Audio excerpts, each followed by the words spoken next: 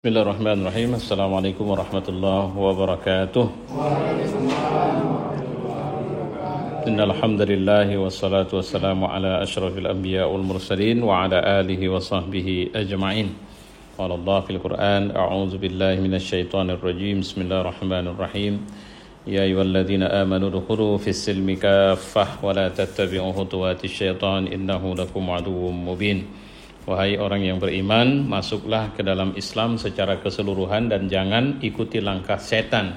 Sungguh setan itu musuh yang nyata bagimu. Shadaqallah wa shadaqa rasuluh wa ba'du. Ini surat Baqarah ayat 208. Kalau para ustadz lazim menyampaikan ayat ini masuk kategori ayat langganan yang sering diceramahkan. Para bapak, ibu, saudara-saudara, ini alhamdulillah ini rezeki saya pada hari ini bisa ketemu ya, bisa diskusi dan bahkan ini kaji perdana ba'da Ramadan. Apa yang mau saya ajak kita diskusi ini surat Baqarah ayat 208 ini.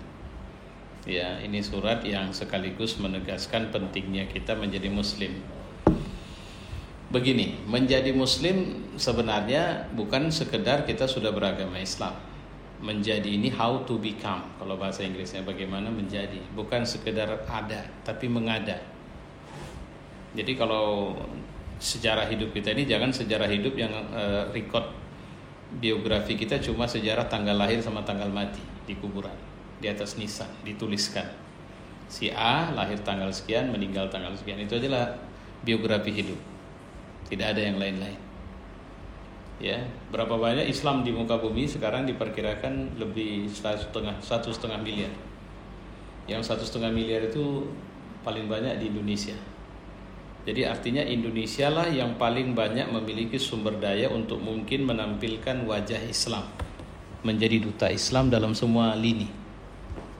Berislam secara pribadi, berislam secara keluarga, berislam dalam kemasyarakatan, berislam dalam sistem kenegaraan, legislatif, eksekutif, yudikatif, seharusnya. Karena sumber daya bangsa ini mayoritasnya lebih dari 80%-nya muslim. Seharusnya Indonesia lah menjadi salah satu dari sedikit negara yang paling mungkin menampilkan model keberislaman itu. Nah, faktanya dari sisi kalau bicara dengan negara paling islami di muka bumi, ternyata urutan pertama sampai 32 itu semuanya negara dengan penduduk minoritas muslim. Ini hasil penelitian dua profesor dari Harvard University tahun 2008 sekitar, lebih kurang. Ya, itu disampaikan dalam jurnal internasional terkait itu. Negara paling islami itu adalah negara Selandia Baru. Negara Islam atau negara dengan penduduk mayoritas muslim pertama di muka bumi yang menohok menjadi negara paling islami dari semua negara yang mayoritas muslim itu adalah Malaysia. Urutan ke-33. Indonesia berada di urutan ke-104 dari 208 negara yang diteliti. Saudi Arabia berada di urutan ke-50. Mesir lebih ke bawah lagi. Nah, saya kenapa sebut beberapa negara Islam ini? Mesir itu menjadi pusat tujuan pendidikan di mana anak-anak kita belajar agama. Rekomendasi nomor 1 itu adalah Mesir, Al-Azhar. Tapi faktanya negaranya tidak Islami. Kalau indikator Islami itu dihukumkan kepada 50 atau 10 besar negara di muka bumi. Jauh di bawah Indonesia malah Mesir. Saya lupa sekitar urutan ke 147 atau 148. Saudi Arabia itu kita anggap sebagai model negara muslim. Faktanya berada di urutan ke-50. Indonesia di 104. Kalau ditanya tadi saya bilang, kata Islam ini apa? Kata Islam ini diterjemahkan dengan hidupnya perilaku, attitude. Yang paling sederhana saya ambilkan contoh lah, Swiss dengan Indonesia. Sungai Are, pernah dengar nama sungai ini kan? Ini menjadi terkenal karena tenggelamnya anak Ridwan Kamil. Ada yang browsing sungainya kayak mana? Bersih, jernih, das dikelola. Wah, untuk pejalan kaki, untuk pesepeda. Yang mau berenang ada rambu, ini tempat untuk masuk berenang, tapi rambunya kondisi suhu air sedang layak untuk berenang, tidak layak berenang. Saya nggak usah menerjemahkannya terlalu jauh. Saya mau lihat wajah Bapak sambil saya ngomong. Kira-kira coba bandingkan Sungai Are dengan Sungai Delhi.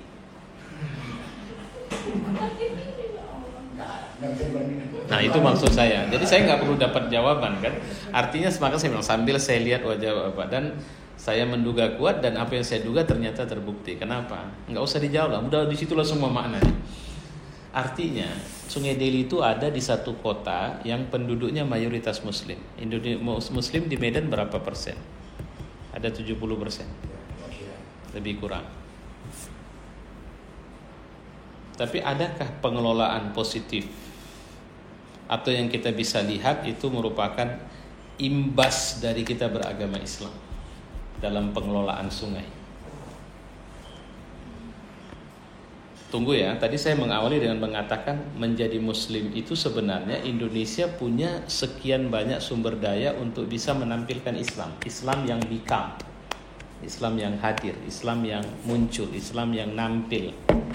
Gitu. Apa ya Islam yang nampil itu? Bukan banyaknya hafiz Quran, bukan banyaknya ustadz, bukan banyaknya profesor di bidang Quran, hadis, tafsir, bukan itu. Islam yang nampil itu Islam di perilaku, Islam yang kelihatan di keseharian. Alhamdulillah kita kalau di Medan ini ternyata semangat perjuangannya tinggi. Indonesia lah rata-rata semangat 45 itu, makanya sampai sekarang kita kalau jargonnya masih merdeka. Sebenarnya udah nggak itu lagi harusnya. Nggak perlu lagi merdeka, nggak perlu, karena semangat itu makanya saya tengok di perempatan itu semangat pejuang itu sering kalau udah nunggu lampu rambu lalu lintas, hijau tanda jalan, kuning tanda masih sempat jalan, merah tanda berani, maju terus pantang mundur. Kan itu yang terjadi. Pertanyaannya, rambu itu kan dibuat untuk menjaga kita supaya keselamatan diri kita sendiri. Berapa persen masyarakat kalau naik sepeda motor pakai helm? Motivasi pakai helm apa? Kalau kita bicara aturan, kita tidak bicara aturannya, kita bicara ada polisi razia. Nah, tunggu dulu. Ini sebenarnya banyak lagi contoh lain yang bisa saya sampaikan. Saya cuma bisa bilang begini. Dengan masyarakat yang nilai-nilai perilakunya tidak Islami ini, kira-kira kan nggak layak kalau Allah menyerahkan kepemimpinan dunia sama orang Islam. Pak, Bu, ini karena yang saya bicara ini kan orang-orang pintar nih.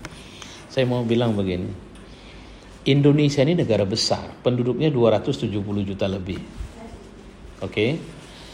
Yang ngurusin dari presiden sampai Kepling, alhamdulillah itu masih warga negara Republik Indonesia.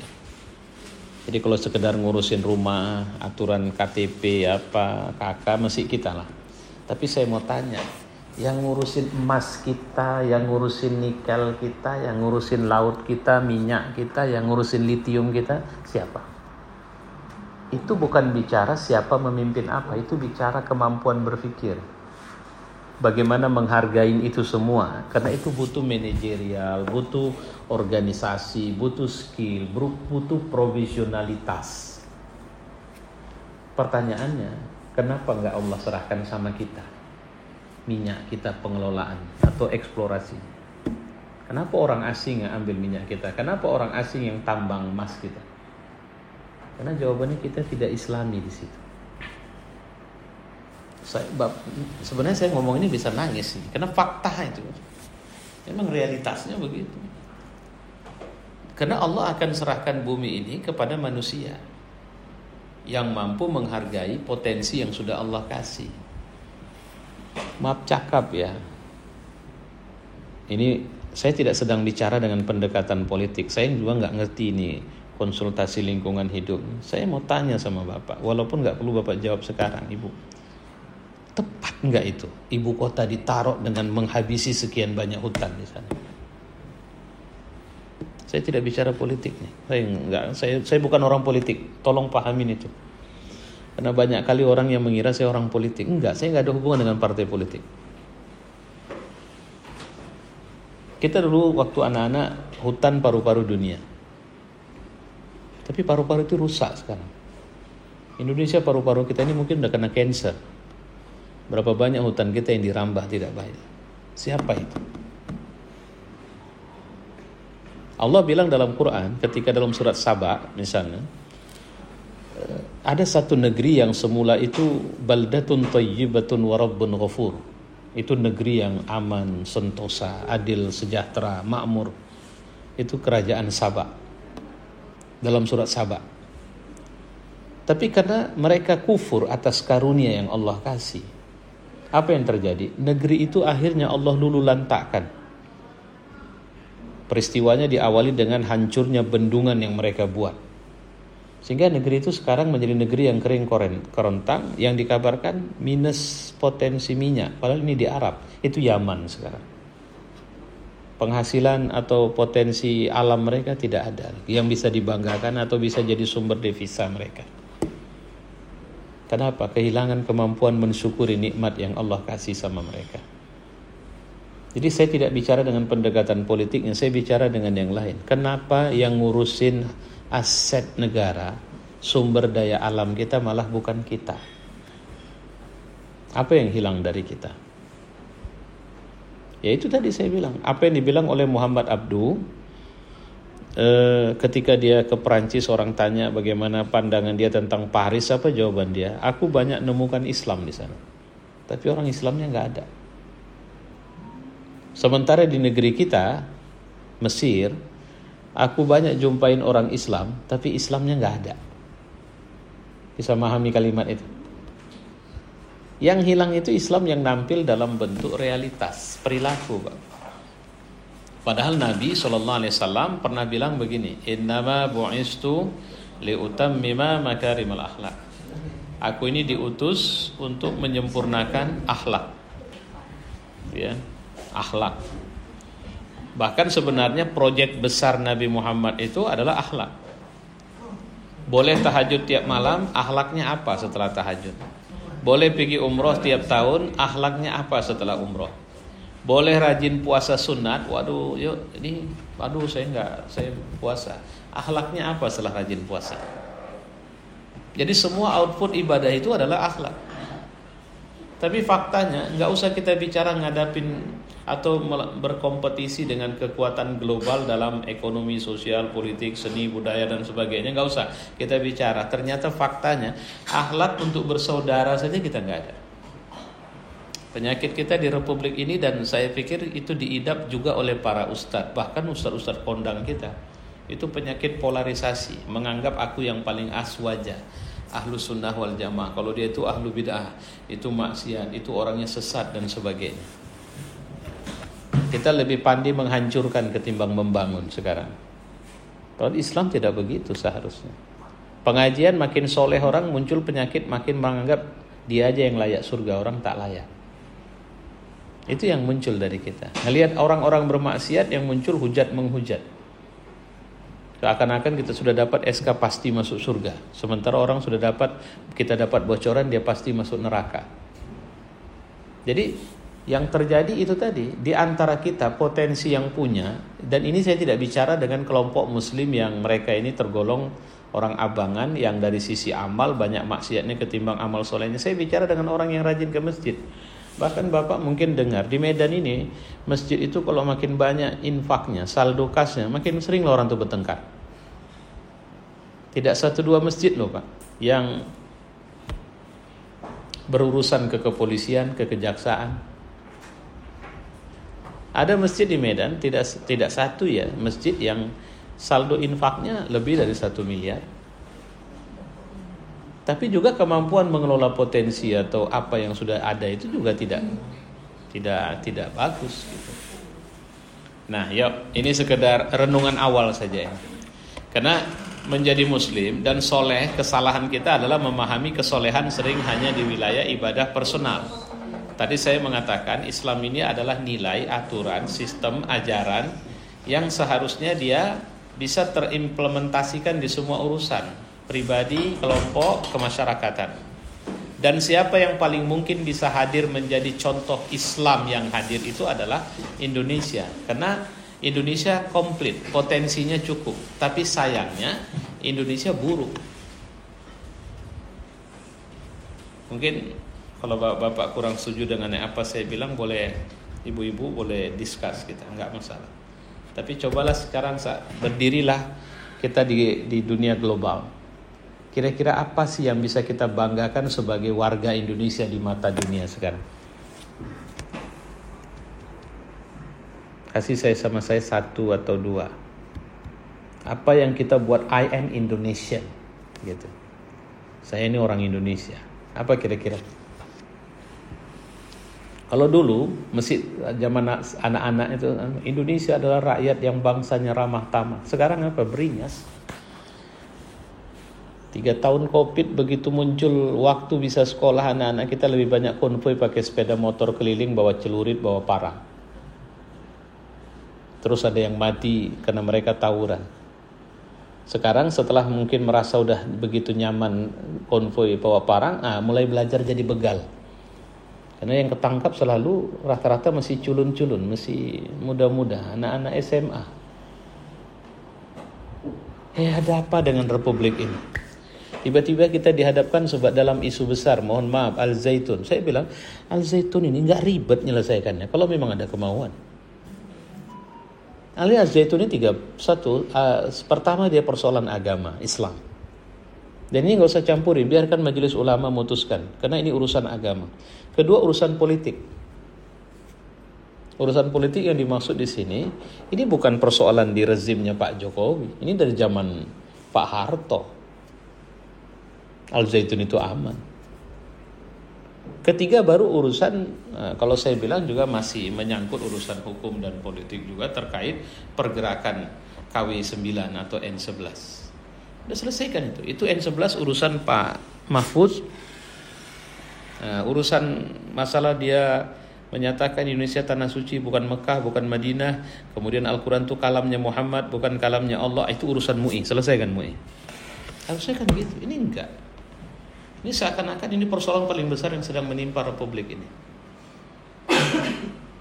Kalau gitu ada persoalan, kita ini tidak tahu skala prioritas apa dalam menyelesaikan masalah. Makanya kalau demikian, gak usah cerita jauh-jauh. Dalam banyak urusan kita gak akan jadi pemain global yang luar biasa. Kita jadi pasar global, ya.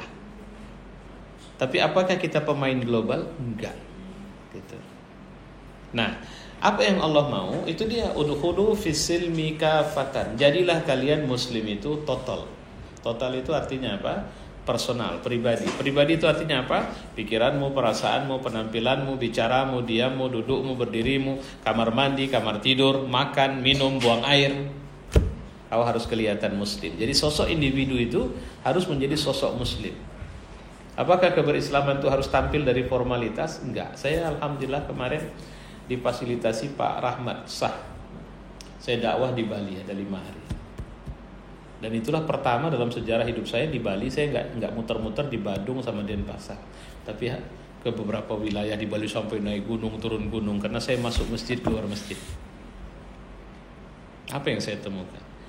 Salah satu kelebihan, walaupun mayoritas penduduk Bali itu adalah Hindu, tapi kelebihan Bali itu dengan agamanya, mereka mampu menghadapi serbuan budaya itu tanpa kehilangan agama mereka. Agama itu tampil pada pribadi mereka dan simbol-simbol. Nyaris di semua event ada simbol agama. Setiapapun mereka itu minimal bunga Kamboja misalnya ada. Kalau kita teks itu ada pedupaan, ada sesuatu yang sangat khas Hindu. Padahal yang ke situ turis datang mau telanjang pun tidak ada. Tapi turis yang telanjang itu tidak bisa menghabisi kultur atau budaya beragama mereka. Dan mohon maaf, ini saya temukan sampai di atas puncak gunung.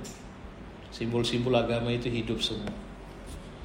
Satu waktu kami berpapasan, jalan itu waduh Pak, saya sampai di mobil tuh nggak berani nengok ke kanan karena ini tanah jurang di atas gunung. Kami papasan dengan mobil di depan, keluarlah seorang anak muda yang pakai tato rambut gini dari mobil itu. Tapi kemudian dia mengatur supaya mobil kami jalan. Sudah, setelah mobil kami bisa jalan, apa yang dilakukan? Dia tangannya dia sedekap begini dan mengatakan, maaf ya Pak, saya nggak ketemukan itu di Medan. Ini mohon maaf, kita bicara, bukan saya membanggakan, karena saya nggak mungkin kita sepakat lah dalam urusan beragama itu. Tapi ini urusan hidupnya, akhlak tadi. Jadi kalau ini tidak, dan apa untungnya sama mereka? Mereka menjadi provinsi yang kaya, sangat jarang menemukan jalan rusak, walaupun ada, nggak bisa kita pungkiri ada. Masyarakatnya juga cukup guyup dalam keseharian mereka. Tidak ada pergesekan agama, Islam, Hindu, nggak ada. Gitu. Ini.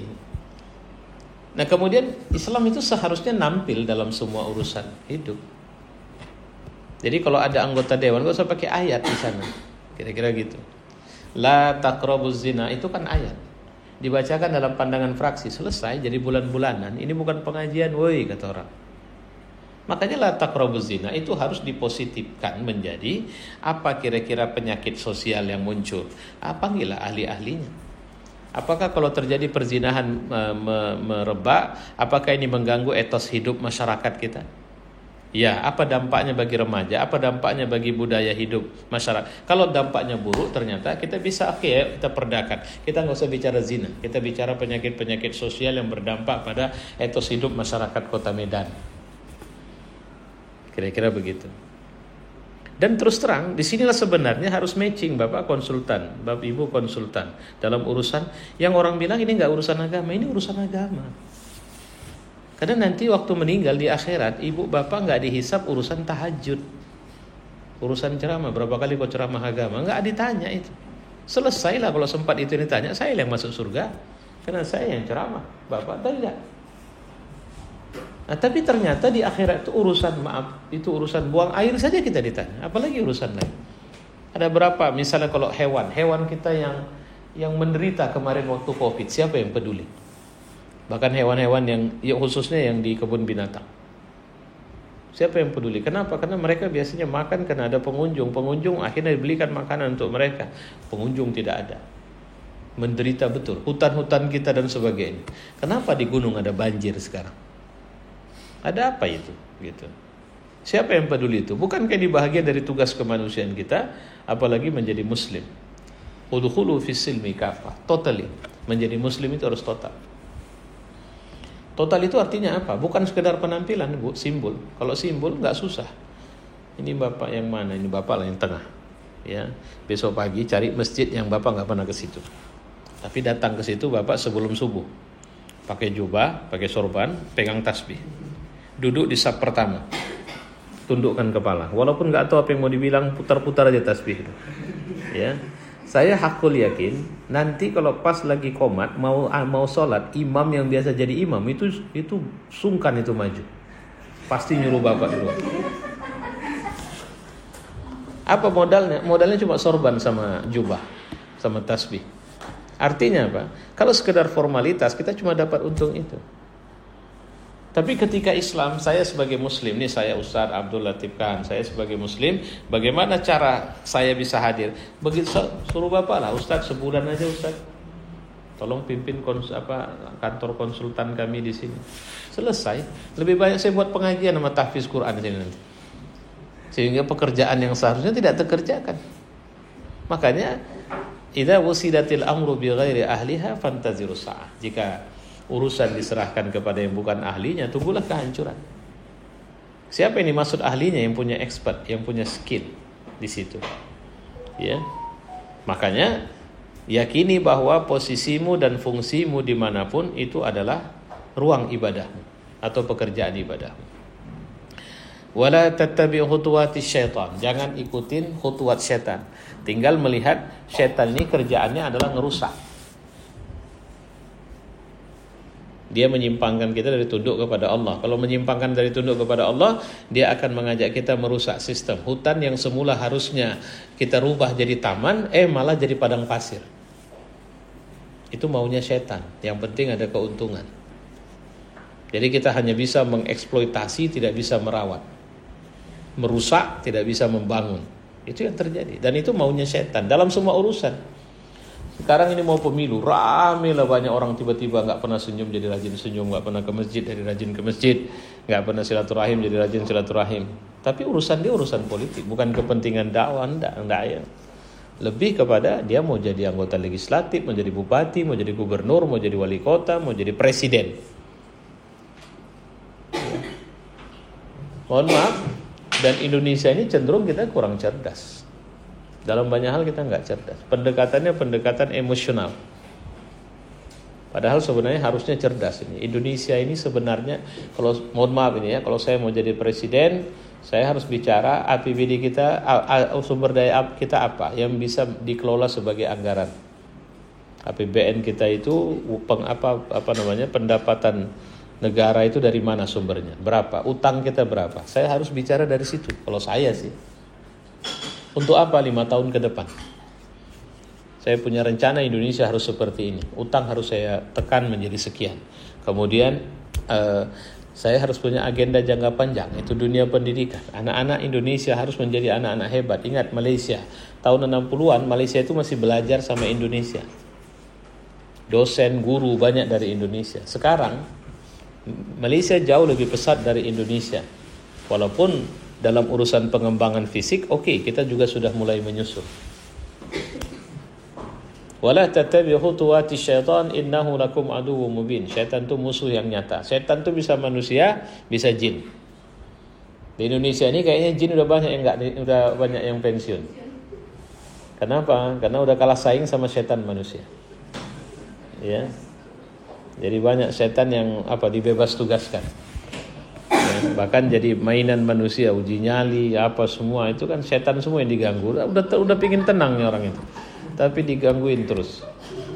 Ya. Nah, bahkan setan pun ngeri. Itu nanti lihat dalam surat Ibrahim itu. Aku cuma kalian bukan cuma ngajak, membudidayakan kejahatan itu. Nah, itu yang terjadi. Nah, saya pikir ini hanya bahan pencerahan aja, Pak. Saya mohon maaf ini. Mudah-mudahan ini ada yang kedua nanti, Pak ya. Kedua, ketiga, keempat, gitu. Nah, cuma materi ini saya sampaikan sekedar menyentakkan kita bahwa jangan lupa hari-hari yang Bapak Ibu habiskan di sini, itu kira-kira ini adalah ibadah. Jangan bilang ini bukan urusan agama, enggak. Apalagi tadi konsultan lingkungan hidup ya Pak. Waduh, Indonesia sedang itulah masalah kita. Datanya Bapak lah yang tahu itu, bukan saya lah itu. Ya, nah, jadi itu bahkan dibutuhkan bukan sekedar beribadah Bapak di situ, berjihad di situ.